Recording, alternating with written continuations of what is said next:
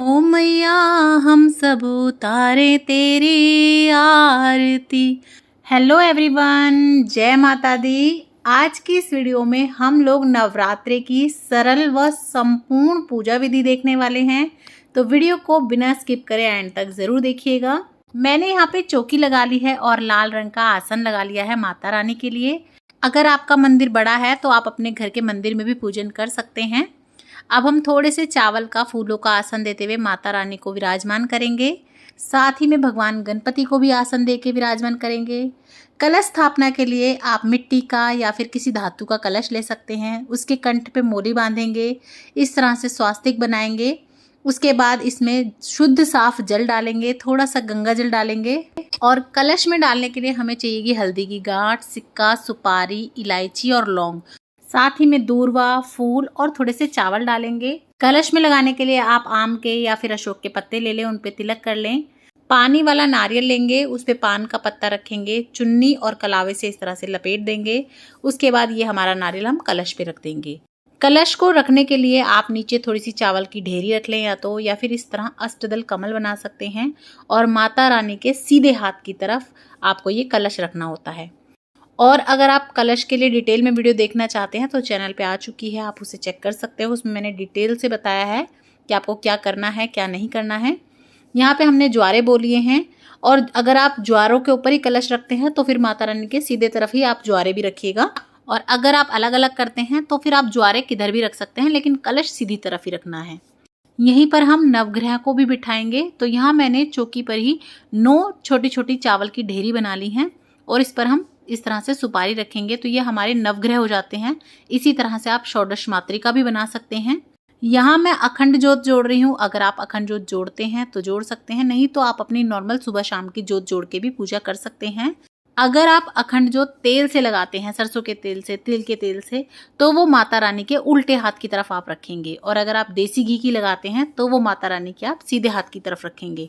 जब हम अखंड जोत जोड़ते हैं तो उसके कुछ नियम होते हैं जिनका हमें पालन करना होता है। उस पर मैं आपको डिटेल में वीडियो दे दूंगी, चैनल पे आप जरूर देख लीजिएगा। सभी भगवानों को इस तरह से पहले हम चौकी पे विराजमान करेंगे। उसके बाद हम भाव स्वरूप सभी को जल का छींटा देते हुए इस तरह से स्नान कराएंगे। आप चाहें तो माता रानी की मूर्ति को आप पंचामृत से स्नान भी करा सकते हैं। उसके बाद माता रानी का जयकारा बोलते हुए हम अपनी जोत जोड़ेंगे और माता रानी से हाथ जोड़ के विनती करेंगे कि वे हमारी इस पूजा को स्वीकार करें। हम बालक हैं, हम पे अपनी कृपा दृष्टि बनाए रखें और अपना आशीर्वाद दें। इस तरह से आप सबसे पहले माता रानी के आगे आग्रह करेंगे। उसके बाद हम सर्वप्रथम भगवान गणपति को तिलक करेंगे। रोली से, चंदन से वस्त्र रूपी कलावा अर्पण करेंगे। जनेऊ हो तो आप जनेऊ भी ज़रूर से अर्पण करें भगवान गणपति को। उसके बाद हम भगवान गणपति को कुछ फूल अर्पण कर देंगे। लाल रंग का गुड़हल का फूल मिल जाए तो अति उत्तम, नहीं तो जो आपके पास हो आप वो अर्पण करें। माता रानी को तिलक करेंगे, चुनरी उड़ाएंगे, और आप चाहें तो साड़ी बना सकते हैं माता रानी के लिए, लहंगा बना सकते हैं, वो पहना दें, पोशाक बनाई हो तो। फिर हम अपने कलश के ऊपर भी जनेऊ अर्पण करेंगे, क्योंकि सभी देवी देवता हमारे कलश में विद्यमान होते हैं। नवग्रहों को अच्छे से हम पूजन करेंगे, उन्हें तिलक करेंगे, वस्त्र रूपी कलावा अर्पण करेंगे। माता रानी को, कलश को, नवग्रह को, सभी को हम फूल अर्पण करेंगे। उसके बाद माता रानी को भोग लगाएंगे। तो मैं यहाँ पंचमेवा का भोग लगा रही हूँ, साथ ही में हम जल का, फलों का भोग लगाएंगे। इसके अलावा नवरात्रि के 9 दिन में माता रानी के 9 विशेष भोग लगाए जाते हैं, और वो भी घर के सामान के ही होते हैं, लेकिन हर नवरात्रि का एक अलग विशेष भोग होता है।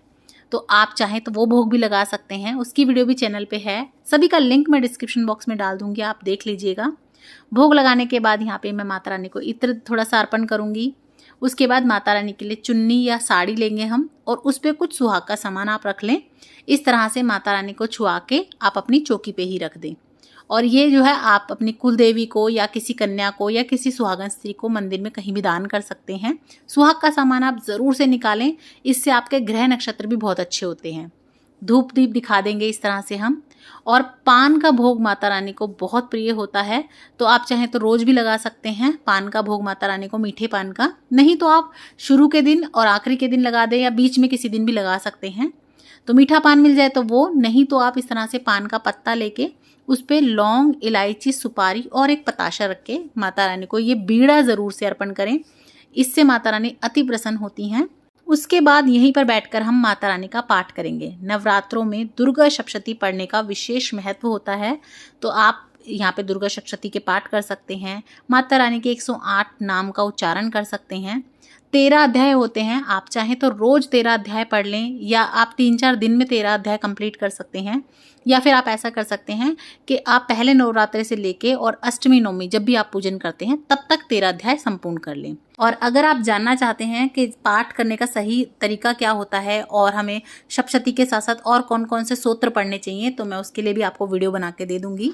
आप कमेंट में बता दीजिएगा मेरे को। पाठ करने के बाद आपको हवन करना होता है, तो हो सके तो आप नवरात्रि के 9 दिन ज़रूर छोटा सा हवन तो ज़रूर करें।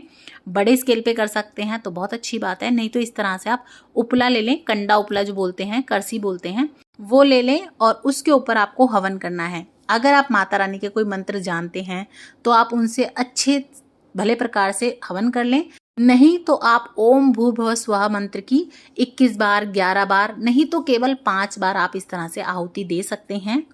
और अगर आप मंत्र उच्चारण जानते हैं खूब अच्छे से तो आप अच्छे से हवन कर लें। और अगर आपके पास ये कंडा या उपला वगैरह नहीं है तो आप इसी तरह कपूर पे भी थोड़ा सा हवन ज़रूर करें।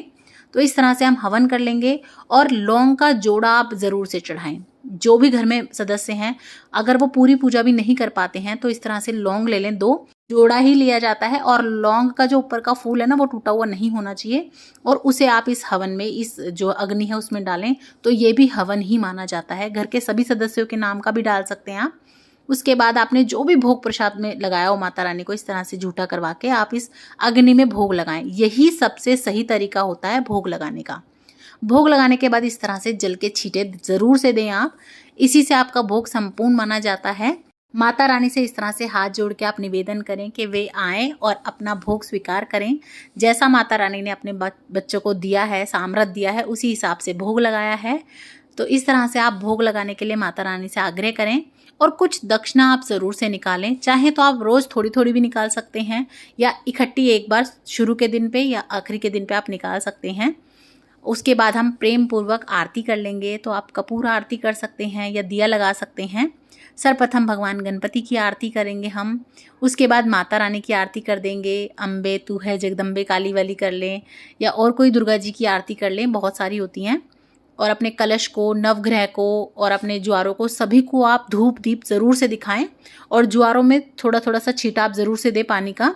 और आरती संपूर्ण होने के बाद इस तरह से थोड़ा सा जल लेके आप इस तरह से वार दें। इस तरह से जो है आपकी आरती संपूर्ण मानी जाती है। पूजा में हुई किसी भी त्रुटि के लिए आप क्षमा याचना कर लें। तो इस तरह से आप माता रानी की पूजा कर सकते हैं। नवरात्रि के पहले दिन पे आप स्थापना कर सकते हैं। तो आपको वीडियो कैसी लगी मुझे कमेंट करके ज़रूर बताइएगा। और वीडियो अगर आपको थोड़ी बहुत भी यूज़फुल लगी हो, अच्छी लगी हो, तो ज़्यादा से ज़्यादा शेयर कीजिएगा अपने फ्रेंड्स एंड फैमिली के साथ। और जो आपने सुहाग का सामान चढ़ाया है, वो थोड़ा बहुत सामान आप माता रानी को ज़रूर से अर्पण करें। जैसे चूड़ी अगर पहन सकती है आपकी माता रानी तो पहनाएं, मेहंदी में से मेहंदी लगाएं, बिंदी में से बिंदी लगाएं, अच्छे से उनका श्रृंगार करें। तो इस तरह से आप पूजन कर सकते हैं। और भी नवरात्रि से रिलेटेड सभी वीडियोस चैनल पे हैं, उन्हें भी ज़रूर से देखिएगा। सभी का मैं लिंक दे दूंगी डिस्क्रिप्शन बॉक्स में, नहीं तो आप चैनल पे विजिट भी कर सकते हैं। और अगर अभी तक आपने चैनल को सब्सक्राइब नहीं किया है तो प्लीज़ सब्सक्राइब कीजिए, लाइक कीजिए, शेयर करना बिल्कुल ना भूलें। कमेंट बॉक्स में जय माता दी ज़रूर लिखें। जय माता दी।